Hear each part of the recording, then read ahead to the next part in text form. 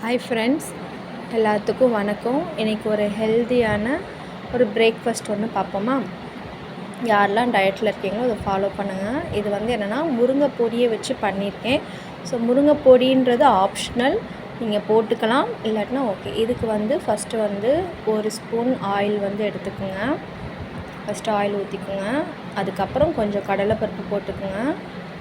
அதுக்கப்புறம் நான் காமிச்சிருக்கிற மாதிரி வெங்காயம் தக்காளிலாம் எடுத்துக்கோங்க. வெங்காயத்தை போட்டு கொஞ்சம் ரொம்ப மீடியமாக வதக்கிக்கலாம். ரொம்ப வதக்க வேணாம், மீடியமாக வதக்கிக்கணும்.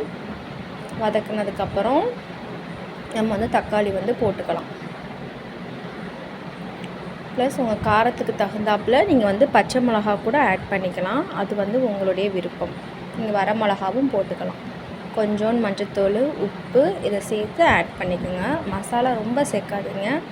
ஸோ முடிஞ்சளவு மசாலாஸ்லாம் கொஞ்சமாக எடுத்திங்கன்னா நீங்கள் சீக்கிரமாக வெயிட் லாஸ் பண்ணுறதுக்கு ஹெல்ப் பண்ணும் உங்களுக்கு. நான் மசாலா ரொம்ப சேர்த்துக்க மாட்டேன். அப்புறம் ஒரு முட்டை சேர்த்துருக்கேன். உங்களுக்கு எத்தனை முட்டை, ஈவன் நீங்கள் ஒரு இட்லிக்கு 2 முட்டைன்ற மாதிரி வச்சுக்கலாம். ஸோ நான் ஒரு முட்டை எடுத்திருக்கேன். அதையும் நல்லா கிளறி விடணும்.